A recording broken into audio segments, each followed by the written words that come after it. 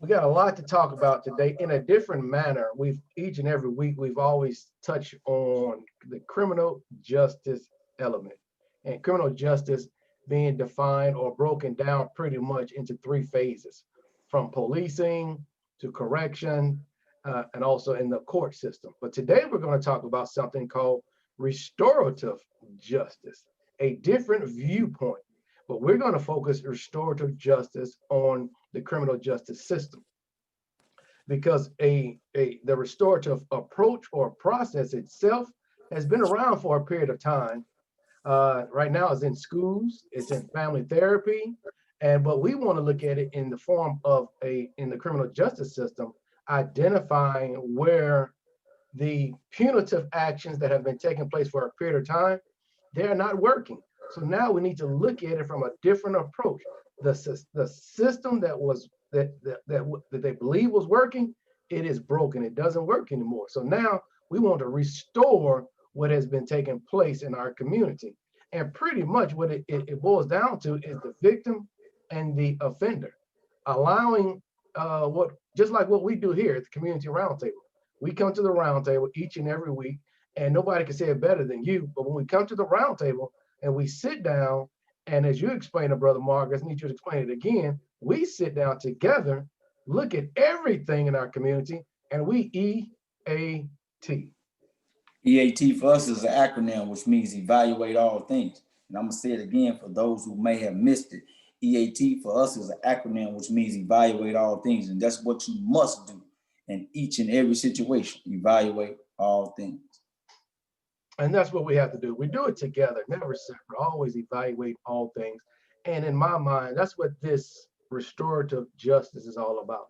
It's the individuals that were in this situation coming together, attempting to restore what was broken. So the offender that was accused of the crime or offended this individual caused harm to this individual. So now the two individuals are coming together with some type of mediator or practitioner in order to walk through the steps of restoring the justice. Because we got to always keep in mind that we've been taught in the systematic way that crime hurts an individual and justice is supposed to restore, or better yet, it should heal that individual. But we don't see that in today's system. The only thing we see is that when a crime has taken place, the only thing happens now is a punitive approach to attempting to rehab or restore this justice, but it doesn't work like that. Did you get an Yeah. opportunity to check that article out? Oh, yeah, I did, definitely. I mean, I looked at the article and it's like to me, because I've been a victim of on the criminal side. I was a criminal, considered as a criminal. So I was incarcerated. But I was thinking about, I was looking at it I look at things from a different perspective because I've been inside. So the restorative justice is, it it doesn't seem like what they make it to seem, because when you look at it, it's the same old soup just warmed over, and they change the words, because they still using the same terminology: restitution, uh, community service, uh, uh, innovation, but they're not using it in terms of helping the inmate. It's it's a really look like it's about the victim. Now, are we gonna let the victim sit down and talk with the criminal, and they'll sort their situation out? Like if it's only on murder case, or is it on other criminal aspects, or when somebody breaks in a house, and affects the people from a B&E perspective, or let's turn it around. Is it the situation? They trying to have a restorative justice policy for inmate who criminal who commits a crime of selling drugs? How do it work? Hey, let me do this before you get into it, because I took that same that same mindset, same approach as you did, because I'm trying to discern between what we've been taught, the criminal justice system, and this new approach called restorative justice.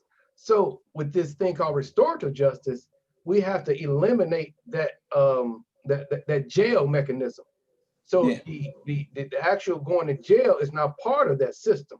So we're not really can't look at it as form as somebody in currently incarcerated. What it is that if I wronged you, I broke into your home.